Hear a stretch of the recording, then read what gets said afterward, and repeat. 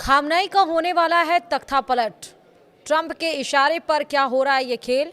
क्योंकि ईरान में हो रहा है हिंसक प्रदर्शन, सरकार बदलने की उठ रही है मांग, बिछ गई हैं लाशें। नमस्कार, आप देख रहे हैं न्यूज़ इंडिया डिजिटल प्लेटफॉर्म। मैं हूं आपके साथ श्रुति श्रीवास्तव। ईरान में इस समय हालात तेजी से बिगड़ते जा रहे हैं। देश गहरे आर्थिक संकट से जूझ रहा है और इसका सीधा असर सड़कों पर दिख रहा है। ईरान के कई शहरों में 3 दिन से हिंसक प्रदर्शन हो रहे हैं। बढ़ती महंगाई, बेरोजगारी और मुद्रा की भारी गिरावट ने आम लोगों का गुस्सा भड़का दिया है। हालात ऐसे बन गए हैं कि जो प्रदर्शन पहले सिर्फ आर्थिक मांगों तक सीमित थे, अब वे सीधे शासन बदलने की मांग में बदलते जा रहे हैं। इन विरोध प्रदर्शनों की शुरुआत कुछ हफ्ते पहले हुई, जब ईरान की मुद्रा रियाल टूटकर इतिहास के सबसे निचले स्तर पर पहुंच गई।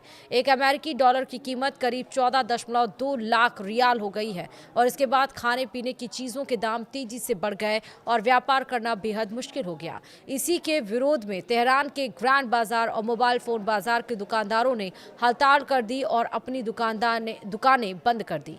पहले ऐसे प्रदर्शन सिर्फ महंगाई या रोजगार जैसे मुद्दों तक सीमित रहते थे, लेकिन इस बार स्थिति अलग रही। कुछ ही दिनों में आंदोलन तेहरान से निकलकर इस्फहान, शिराज, यज़्द और किरमानशाह जैसे बड़े शहरों तक फैल गया। जबकि विश्वविद्यालयों के छात्र भी दुकानदारों के साथ जुड़ गए तो आंदोलन पूरी तरह राजनीतिक हो गया।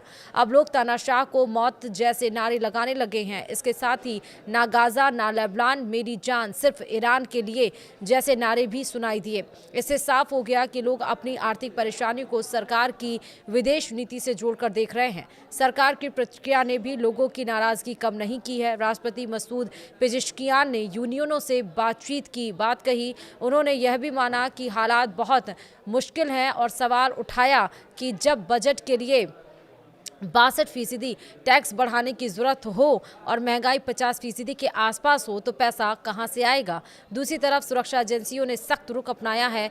पुलिस ने कई जगह आंसू गैस और बल का इस्तेमाल किया है। सरकार ने 18 प्रांतों में दफ्तर और विश्वविद्यालय बंद करने का आदेश भी दिया, जिसे प्रदर्शन रोकने की कोशिश माना जा रहा है। विशेषज्ञों का कहना है कि सरकार की ये कोशिशें बहुत देर से की गई हैं। लोगों का भरोसा टूट चुका है।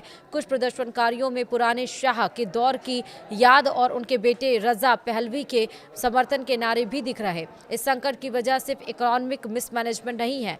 पिछले साल जून में ईरान की इजराइल और अमेरिका के साथ 12 दिन तक चली जंग ने हालात और खराब कर दिए। इस युद्ध में 1000 से ज्यादा लोग मारे गए और ईरान के कई परमाणु ठिकानों और बुनियादी ढांचों को नुकसान पहुंचा। और इसके बाद संयुक्त राष्ट्र ने वे अंतर्राष्ट्रीय प्रतिबंध दोबारा लागू कर दिए जो करीब 10 साल पहले हटाए गए थे। इन प्रतिबंधों से ईरान की अर्थव्यवस्था पर भारी दबाव पड़ा है और यही वजह है कि माना जा रहा है कि सड़कों पर प्रदर्शनकारी हैं और लाशें बिछ गई हैं। इतना ज़्यादा यहाँ पर प्रदर्शन देखने को मिल रहा है। अब सवाल ये उठता है, क्या खामनेई की सत्ता खतरे में है?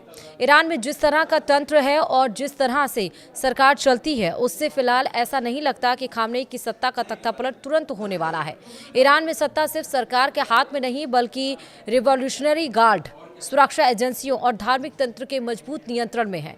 ईरान का इतिहास बताता है कि ईरानी शासन ने पहले भी बड़े विरोध प्रदर्शनों को सख्ती से दबाया है।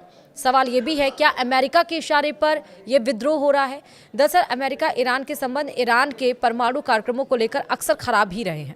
अक्सर आरोप लगता है कि ईरान को अस्थिर करना चाहता है। इसमें सच्चाई यह है कि अमेरिकी प्रतिबंधों ने ईरान की अर्थव्यवस्था को गहरी चोट पहुंचाई।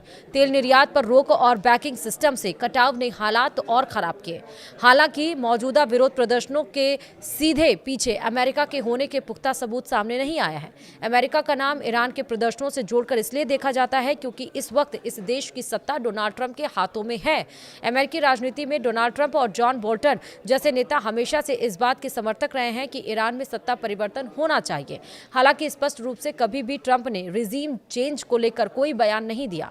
ईरानी राष्ट्रपति हसन रूहानी को चेतावनी देते हुए ट्रंप ने अपने पिछले कार्यकाल यानी कि 2018 में सोशल साइट एक्स पर लिखा था, ईरानी नेताओं को वो परिणाम भुगतना पड़ेगा जो उन्होंने इतिहास में पहले कभी नहीं भुगता। उनके इस बयान को सत्ता परिवर्तन और सरकार गिराने की धमकी के तौर पर देखा गया था। साल 2020 में कासिम सुलेमानी की हत्या के बाद भी ट्रंप ने लिखा था, अगर ईरान की सत्ता युद्ध चाहती है तो ये ईरान का अंत होगा। हालांकि ट्रंप ने बाद में साफ किया था कि वो सत्ता परिवर्तन की बात नहीं कर रहे हैं। कई बार उन्होंने ये स्पष्ट किया है कि अमेरिका सत्ता परिवर्तन नहीं चाहता है, लेकिन मौजूदा प्रदर्शनों को को जिस तरह से अमेरिका का साथ मिल रहा है, उससे लग रहा है कि कहीं ना कहीं अमेरिका ईरान में विद्रोह भड़काना चाहता है। फिलहाल 4 दिन इस विद्रोह को हो गए, लेकिन जिस तरह से आज यानी कि 1 जनवरी को ये विद्रोह जितना उग्र हो गया है उतना पिछले 3 दिनों में नहीं था, जो कि हालात अब बिगड़ते हुए ज़्यादा दिखाई पड़ रहा है। वीडियो में इतना ही। नमस्कार।